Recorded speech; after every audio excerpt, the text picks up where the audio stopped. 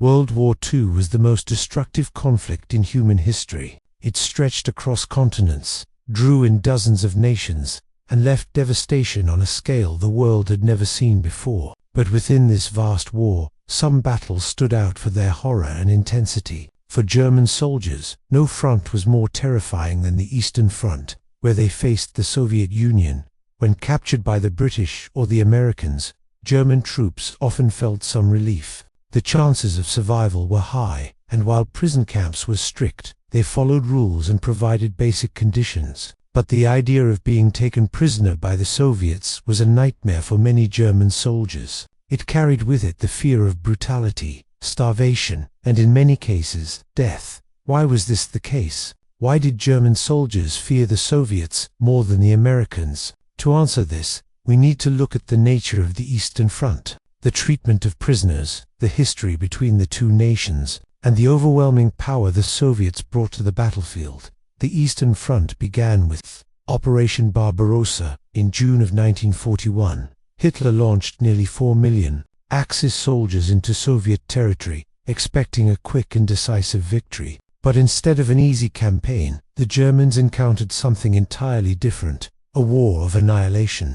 From the very beginning, this was not a war fought by conventional rules. It was a clash of ideologies, cultures, and sheer survival. The Soviet Union was vast, stretching across endless plains, forests, and cities. German soldiers quickly found themselves marching through mud, snow, and bitter cold that they had never experienced before. Supplies were short, distances were immense, and resistance was fierce. One soldier later wrote that in Russia, the land itself felt like the enemy. The cold, the hunger, the distance, and then the Russians, always there, always coming back. Unlike the campaigns in Western Europe, where battles often ended with organized surrenders and relative order, the Eastern Front was marked by chaos and bloodshed. Civilians were caught in the middle, villages were destroyed, and atrocities were committed on both sides. For German soldiers, the fear was not only of the Soviet army itself, but also of what awaited them if they were captured. Soviet treatment of prisoners was far harsher than that of the Western Allies. Millions of German troops eventually ended up in Soviet hands, but survival was never guaranteed. Many were marched eastward under brutal conditions, with little food, inadequate shelter, and almost no medical care. For some, the journey itself was fatal. Others would spend years in labor camps, enduring extreme hardships. To understand this fear, we also need to look at the way German forces treated Soviet prisoners and civilians. In the early months of Operation Barbarossa, millions of Soviet prisoners were taken by the Germans, and conditions for them were horrific. Starvation, disease, and executions were common. Entire towns were wiped out as part of Nazi policy. This brutality created a cycle of hatred and revenge. When the tide of the war turned, Soviet soldiers carried with them the memory of what had been done to their people, and many German troops knew exactly what to expect if the roles were reversed. The Red Army itself was another reason for fear. By 1942 and 1943, the Soviets had adapted, recovered, and begun to push back with overwhelming strength. German soldiers described waves of Soviet infantry, backed by artillery, tanks, and the constant presence of aircraft. At battles like Stalingrad and Kursk, the sheer scale of Soviet offensives was unlike anything the Germans had faced in the West. The Americans and British were powerful opponents, but the Soviets fought with a relentless determination fueled by survival and revenge. One account described Soviet soldiers charging across battlefields even after suffering heavy losses, as if nothing could stop them. For German troops, this created a deep psychological fear. The Soviets seemed endless, their numbers impossible to overcome. Even if you survived one battle, you knew another would come, often larger and more brutal than the last. Stalingrad became the symbol of this fear. In 1942, the German Sixth Army pushed deep into the city, fighting street by street, building by building. The Soviets refused to surrender. They fought in the rubble, in the sewers, in factories, and broken homes. For months, the battle dragged on, until the Soviets encircled the German forces. Nearly 300,000 German soldiers were trapped, cut off from supplies, freezing and starving. By the end, only a fraction survived, and many were marched into captivity. For the rest of the war, the name Stalingrad haunted the German army.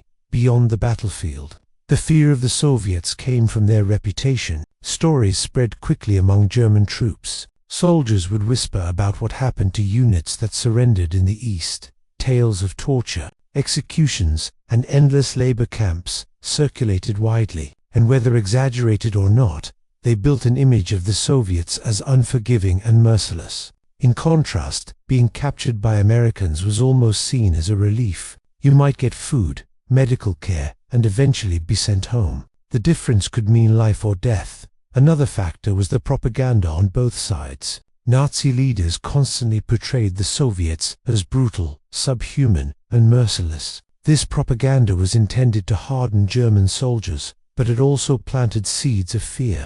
At the same time, Soviet propaganda painted Germans as invaders who had brought death and destruction to their homeland, and many Soviet troops believed that vengeance was their duty. By 1944 and 1945, as the Red Army pushed westward into German territory, this fear reached its peak. German civilians and soldiers alike braced for what was coming. Stories of what happened in East Prussia and later in Berlin spread like wildfire. Entire cities were devastated, and the consequences of years of brutal occupation now came back upon German soil. When comparing the Soviets to the Americans, the difference was clear. The Americans brought overwhelming firepower, advanced technology, and strong logistics, but they generally followed the rules of war. Captured Germans were placed in camps that, while strict, provided food and shelter. Some even later admitted they were relieved to be in American hands. With the Soviets, the uncertainty, the history of vengeance, and the scale of their offensives made capture something to be dreaded. Even today, veterans who fought on the Eastern Front often recall it as the most terrifying experience of their lives. The fear of the Soviets was not just about combat, but about survival itself. It was the fear of facing an enemy who had endured unimaginable suffering, who was determined to strike back with everything they had, and who would not stop until the war was over. In the end, the fear German soldiers felt toward the Soviets compared to the Americans was rooted in several things. It was the brutality of the Eastern Front, the treatment of prisoners, the cycle of revenge, and the overwhelming power of the Red Army. It was the knowledge that surrendering to the Soviets meant facing an uncertain and often grim fate.